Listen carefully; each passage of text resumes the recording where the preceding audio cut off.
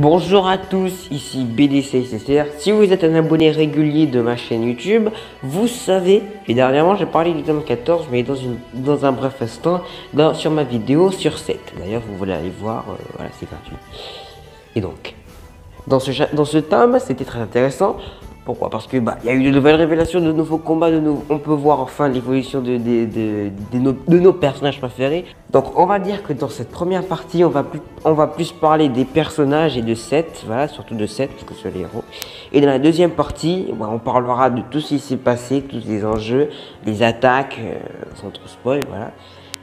Et donc, si vous êtes prêts, on peut commencer tout de suite. Vous êtes prêts?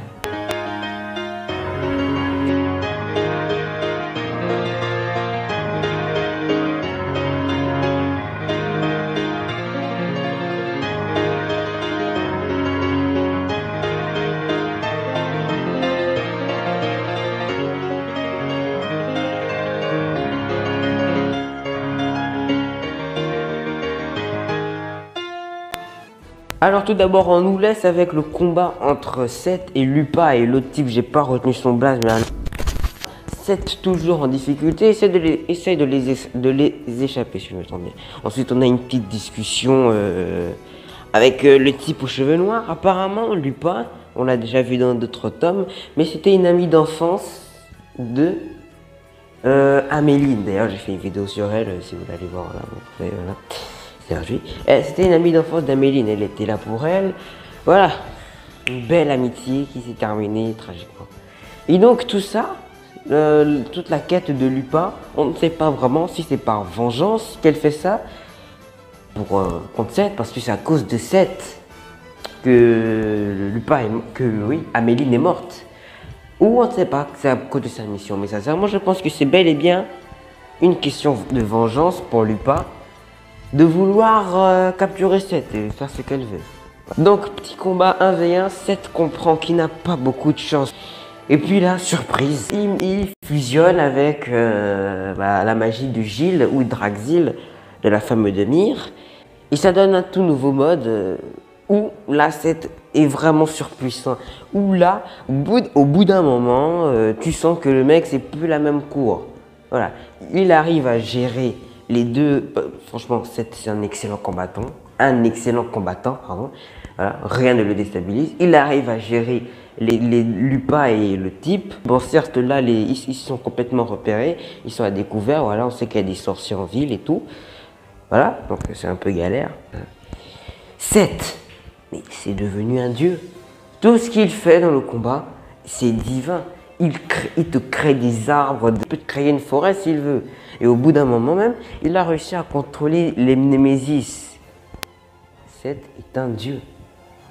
Un dieu des Némésis, clairement. C'est surtout grâce au mélange de la magie de Gilles et de sa magie à lui, et de son fantasia, voilà, que tout ça, ça peut y arriver. Parce que je ne crois pas qu'il aurait pu y arriver avec une seule. Bon, bien sûr, à moins que Gilles, du genre la magie de Gilles, peut faire ça tout seul, mais bon, ce sera impossible.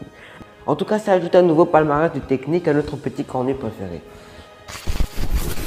Ensuite, parce qu'il y a toujours une suite, au bout d'un moment, les deux amis ou ennemis ou alliés se disputent à cause, voilà, des histoires de cœur, tout ça, Lupa, Améline, et donc ils sont séparés momentanément. Bon, le type aux cheveux noirs trahit la pauvre Lupa. Et donc, voilà. Et ensuite, l'Inquisition arrive. Et là, on a la première apparition du colossal Emmett. Parce que oui, mais attends, il est trop colossal, le mec. Il fait 10 fois la taille de Seth. Donc, il réussit à l'écraser complètement. Après, les autres conversos, Adriel, lui aussi, le BG, il arrive. D'ailleurs, je ne comprends pas pourquoi Adriel est sur la page de couverture alors qu'il n'a pratiquement rien fait lors de ce tome. Je ne comprends pas. Ensuite, Seth réussit à s'enfuir avec Lupa. Et donc après, il y a des témoignages, voilà. Adriel fait le topo de la situation à un personnage mystérieux. Dork. D'ailleurs, j'ai fait une vidéo sur lui, donc voilà. Voilà. Ensuite, après leur péripétie, il y a une petite discussion entre Lupa et Seth. Elle découvre que Seth, voilà, Seth n'est pas quelqu'un de mauvais. Améline ne l'a pas détesté, il n'a pas détesté Améline.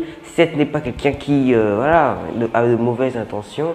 D'ailleurs, Améline, avant de mourir, lui a confié ses némésis. Preuve que Améline, qui était quelqu'un de froide, voilà, quelqu'un qui n'avait plus confiance en rien, sûrement, elle a confié ses némésis adorés à un autre. Donc tu vois que... Voilà. Ensuite, Seth, via le CID, réussit à communiquer Mia. Et là, oh, j'ai adoré cette partie. J'ai adoré. Parce qu'on retrouve un père et son fils complètement par suivi.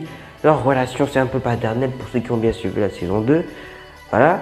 Pour notre petit cornu, lui qui, avec ses pouvoirs, a toujours fait le mal, a toujours détruit, a toujours blessé ses amis, découvre enfin qu'il peut créer la vie au lieu de la détruire ou la voler. Il découvre qu'il n'est pas une machine à tuer, il peut aussi être une machine à créer, si vous voyez ce que je veux dire. Voilà. Et donc, j'ai aussi adoré dans ce tome la partie avec Doc. On va dire c'était genre Doc à l'école des sorciers. Non, à l'école de l'Inquisition aussi. Voilà. Et donc, là-bas, il fait la rencontre de son ancien ennemi, le prince quelque chose, j'ai oublié son nom, Véron, voilà. Et donc, on a des petites discussions. Doc, toujours dans sa maladresse légendaire, divulgue certaines informations qui ne devraient pas être, comme par exemple la bataille de Sifondir, qui, je ne me trompe pas, était un secret. Mais bien sûr, Doc a dit, donc ça a éveillé des soupçons, mais bien sûr, Doc a réussi à rattraper le tir. Ensuite, retournons à Amélie et Oko. Les deux jeunes filles étaient en froid dernièrement. Et donc, voilà, ils étaient en froid, les plus meilleurs amis du monde. Mais bien sûr, tout ça s'est réparé. Ils ont eu des petites discussions au fur et à mesure. Tu sens que l'amitié est toujours là, mais pas vraiment. Tu sens qu'il y a toujours un mur qui les sépare. Tu sens que... Voilà, Amélie n'est plus aussi chaude qu'avant. Aussi, je m'y attendais pas. Pour la femme aux cheveux, avec les bijoux là, je connais plus son nom, ouais. Je m'attendais pas à ce qu'elle ait une taille miniature. Je me disais c'est une femme de taille normale, mais non, apparemment c'est un nain. Aussi, une autre révélation, Monsieur Porpi, animal, est apparemment un dragon. Un bébé dragon, voilà. Ensuite, bien sûr, nos jeunes belles-filles ont un objectif. Ils doivent tout d'abord retrouver toute leur bande, mais ils sont aussi venus pour autre chose, bien sûr. Retrouver Grimm avant tout. Ils se baladent en route pour un festival en incognito, avec en tout cas les enfants qui étaient avec la sorcière.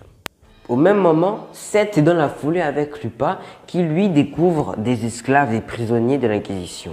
Bien sûr, de Diabal. Son frère qui a disparu à Sifondir est maintenant retrouvé ici emprisonné. Qu'est-ce qui s'est passé? C'est forcément un coup de Piedon. Piedon aussi qui est là, situé à Baume. On découvre un tout nouveau général inquisiteur, qui apparemment a l'air vieux. Voilà. Ulmina, si j'ai bien compris dans le chapitre, parce que voilà, si j'ai bien compris, elle va se faire anobler du genre, elle va monter en grade, si je ne me trompe pas. Et là, boum! Gros twist. Le festival, ou on appelle ça comme ça, la ville de Baume est attaquée par le groupe de Domitor, dirigé par Hadès, leur guide. Et dans tout cet élan de folie, que va-t-il se passer? Est-ce que tout le monde va être en danger? Est-ce que le roi va mourir? Est-ce que Dar et Dragunov est intervenu à temps? Quel est leur véritable objectif? En tout cas, l'avenir nous le dira. Merci à tous d'avoir regardé cette vraiment courte vidéo. Il y aura une partie 2 où je parlerai sûrement plus en profondeur avec tout ça et avec quelques théories. Donc on se dit à la prochaine pour une prochaine vidéo sur le monde incroyable et magnifique de mon majestueux de Radiant. C'était Billy Chester. Bye.